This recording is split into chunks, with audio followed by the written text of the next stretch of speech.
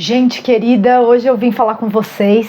Tem uma conversa que não tem prática hoje, é uma reflexão para a gente pensar sobre intenção, gesto e a observação da reverberação desse gesto.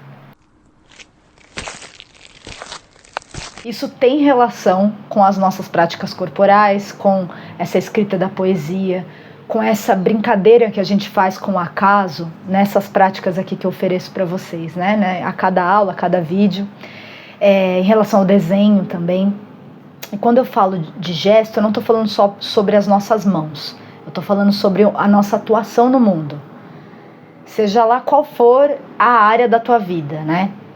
Tem uma intenção, tem uma ação, que pode ser uma palavra, pode ser um olhar, pode ser alguma movimentação sua pelo espaço, pode ser uma escolha, pode ser uma série de outras coisas que eu tô chamando de gesto, né? Seu gesto no mundo. E tem a observação da reverberação daquilo. Você já deve ter ouvido isso de alguma pessoa, né? A minha intenção era boa, né? Mas gerou outra coisa. Eu não duvido que muitas vezes a gente tenha uma ideia, né? Que é a ideia de intenção, que é quando a gente não percebeu a intenção mais profunda daquilo que a gente quer fazer ou está fazendo. E aí essa ideia parece estar baseada em algo que você afirma como bom, como positivo.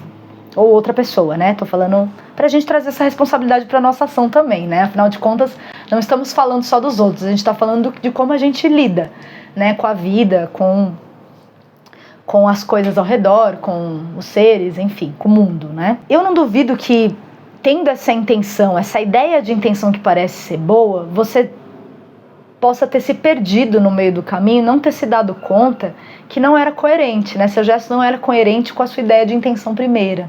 E você não percebeu, talvez, o que estava em você, né? O que você estava sentindo quando essa intenção começou a ser formulada.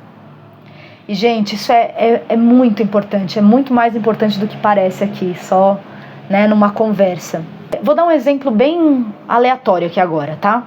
Imagina que você sente inveja de uma pessoa. Mas aquela inveja que você sente não é a inveja que você quer sentir. E aí, no meio do processo de sentir a inveja e de suprimir a inveja, né, ou de ignorar a própria inveja, né? Às vezes não é uma intenção de suprimir, é fingir que ela não está acontecendo. Às vezes acontece isso também. Você diz, né, que quer ajudar aquela pessoa a chegar num objetivo que ela quer chegar. E aí você faz uma ação em relação àquela pessoa que te dá um crédito, que te coloca num lugar positivo na vida daquela pessoa, como alguém que favoreceu, ajudou, fortaleceu aquela vida.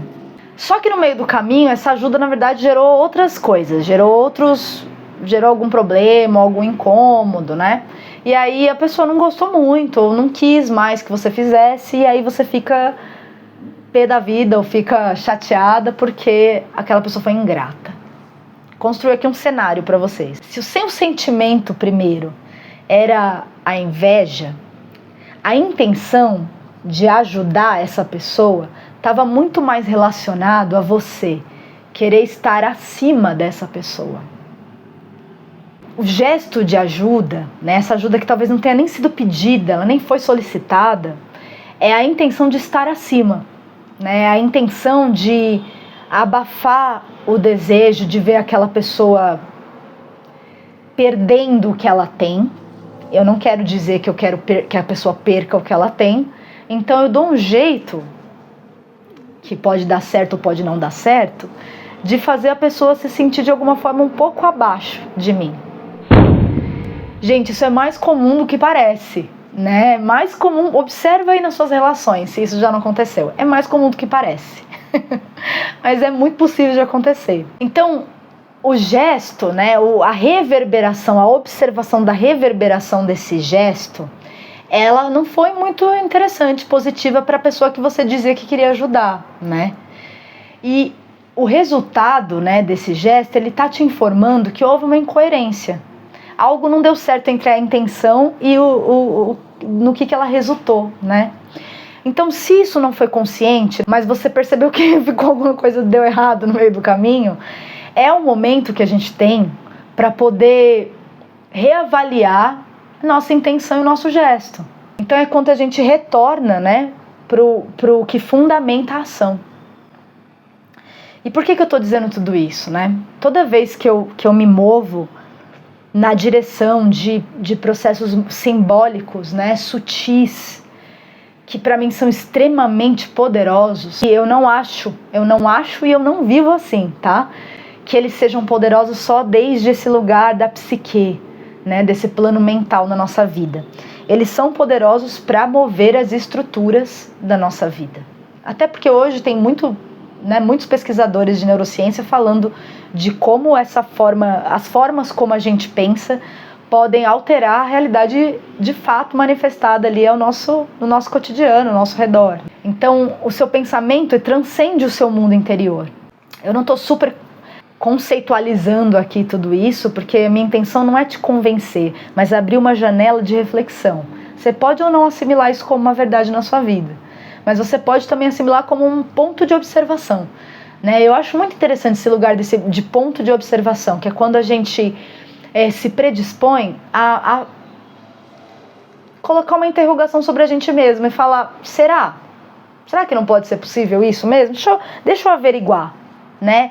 E esse averiguar não é sobre quantos livros você leu ou quanto a ciência está validando aquilo, mas como isso está sendo aplicado na sua vida e o que gera, de fato. Agora a gente pode pensar nos desenhos que a gente está fazendo aqui, né? Por exemplo, quando eu quero usar um desenho para movimentar minha vida de forma simbólica e sensível e sutil, né?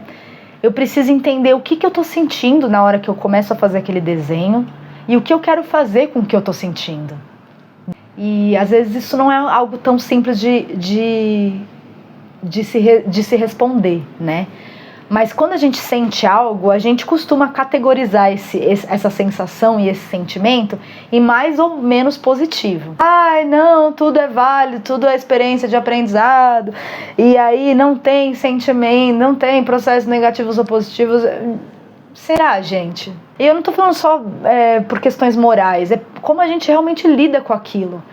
Ninguém quer ficar sentindo tristeza a vida inteira, ainda que seja muito importante aceitar quando ela aparece. Sim, estou sentindo tristeza. Isso é coerência, né? É você saber que o que você está sentindo está acontecendo. E não se autoflagelar por isso. Eu sou a favor disso, né? Até pra gente não entrar na positividade tóxica. Agora, aceitar o que a gente está sentindo não quer dizer que a gente entenda aquilo como algo bom, sabe? Por mais que esse algo te traga experiências que reverberem, né, num contexto positivo. Aquela emoção, aquele sentimento, né, tá te gerando dor. E a gente não vive para buscar dor. Quer dizer, tem gente que vive, mas eu não. Então, quando a dor aparece, eu quero me valer desse contexto, né, dessa força, né, dessas emoções, para desdobrar em algo que não seja doloroso para minha vida. Senão eu só ficaria naquela sensação. Por que eu estou sentindo aquilo? A primeira pergunta que eu me faço é por quê, né? Da onde está vindo isso? Né? O que me engatilhou? Ou o que acabou de acontecer, porque às vezes nem o que acabou de acontecer na nossa vida tem relação com o sentimento que a gente está vivendo. Às vezes aquilo foi só disparou algo que já estava na gente, né? Um parênteses aqui, né? Reforçando que eu gosto muito de dizer isso, né? Não só nos meus vídeos, mas em vários trabalhos que eu ofereço presencialmente ou quando eu estou fazendo uma fala em grupo, que não é só do lugar do consultório, do psicólogo, da psicóloga, do psicanalista, o direito da gente falar sobre emoções, sensações ou sobre a nossa mente, tá? Isso é sobre a sua vida, é sobre o seu corpo. O que eu não posso é usar levianamente, né, ou desrespeitosamente, recursos e estudos que são aprofundados entre esses profissionais, né, que dedicam uma boa parte da vida deles a estudar isso. Eu sou muito a favor do trabalho dos psicólogos e de psicólogas, inclusive eu conheço psicólogas que eu admiro muito, que têm esse pensamento que eu tô compartilhando aqui com vocês agora, que elas também partilham do que eu tô dizendo, que não é só assunto para consultório, né? Da mesma forma que eu acho que educação não é só dentro da escola, né? Eu também acho que falar de corpo, saúde, não é só sobre lidar com médico ou escutar médico, né? Isso é sobre você, é sobre a sua vida, pega a tua vida na mão. Voltando para a emoção, né? Eu tô lidando com tristeza e eu quero colher a lição, né? E dissolver aquela emoção para que outra coisa apareça, né? Para que minha vida se desdobre de outra maneira, para que eu sinta outras emoções que não sejam aquela ali, né? Que está me ferindo. Eu também uso o desenho, eu também uso a poesia.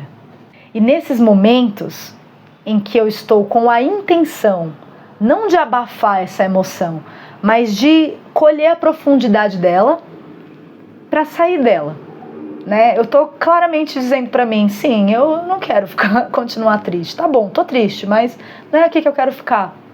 São momentos, gente, onde eu realmente expando meu coração e minha mente para dialogar com a vida e com as formas sutis da vida, e aí eu tô falando sim também de espiritualidade, não só de diálogo com seres que não falam como a gente fala, né, os animais, as plantas, ou os elementos, o ar, a terra, o fogo, mas também com os guias, também com os mentores, também com os seres que nos acompanham, que estão o tempo todo querendo uma brecha, né, de sutileza para que o que eles comunicam, né? E quando eu falo de comunicação, eu estou para muito além da fala, chegar até nós, para que seja possível chegar até nós.